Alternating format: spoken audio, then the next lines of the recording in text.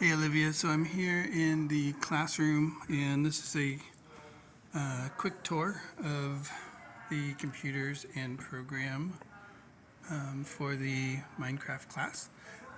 So let me start by going back out here and showing you that we have 11 students signed up. I'm going to leave you 13 computers, but I got 11 of them up and running here.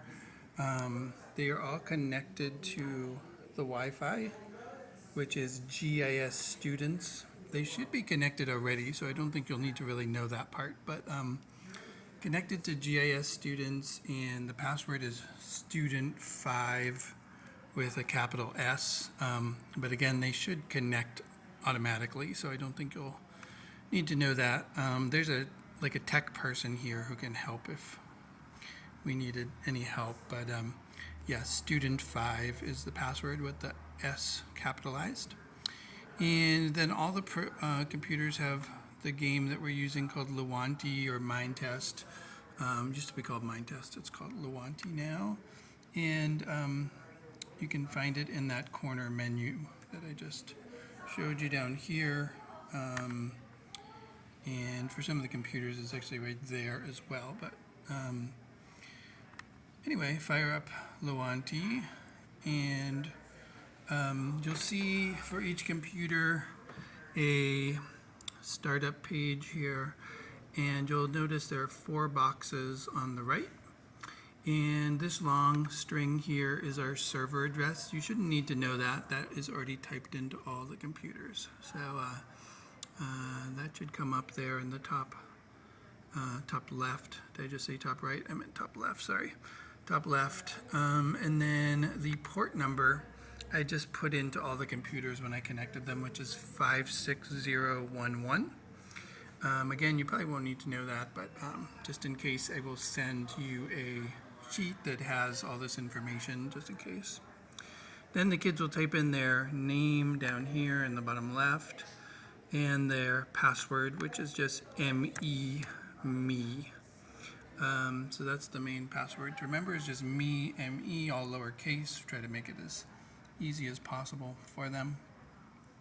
By the way, if for some reason the computer was closed and you need to log into the computer itself, that is right here. It's just 6 ones in a row, 1, 1, 1, 1, 1. And that will log into the computer itself, but that shouldn't happen. I think they'll pretty much be ready to go when you open them up. Anyway, so they log in with ME, and it takes a second for it all to connect, but once it does, it will log them into the Lewanti Mind Test world.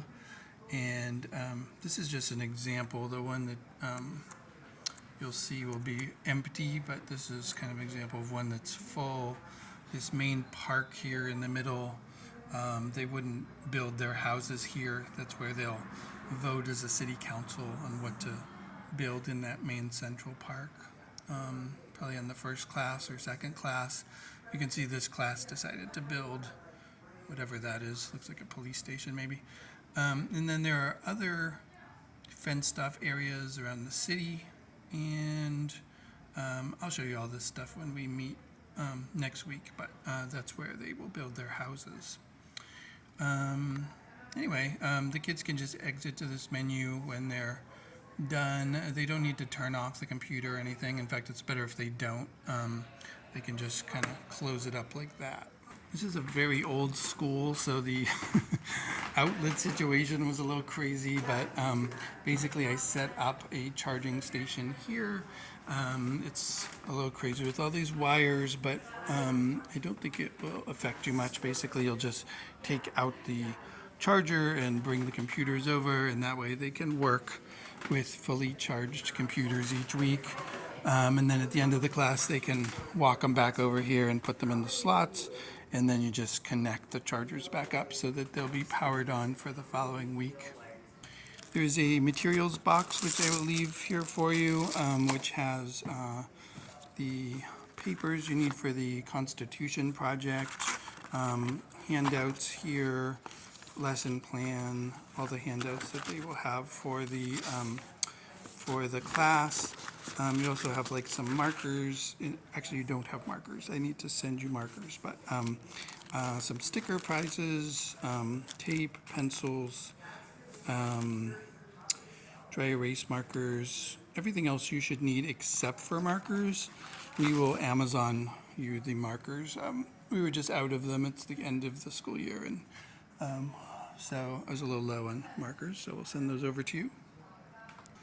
These maps are for the initial project in the class that they'll do. It describes this in some detail in the lesson plan, but if you have them work in groups of 3 on these map projects, that is helpful because then you can kind of bring them over one by one to the computers and get them like logged in and everything, make sure they know what to do before you bring over like the second kid, the third kid.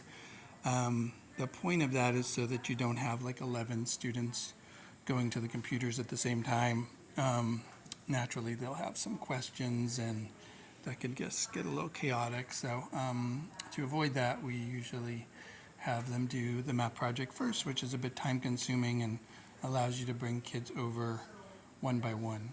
And when you call them over to the project, if you can ask them to grab a mouse and a mouse pad from this bag, the game is definitely easier to play with a mouse and a mouse pad.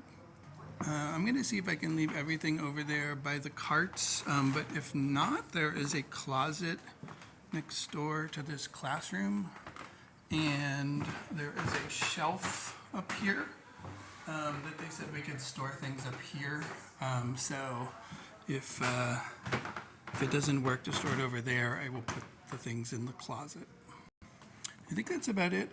We'll meet next week to go over a few more details about the city and how to play the game itself, but otherwise I think you should be in good shape. Thank you.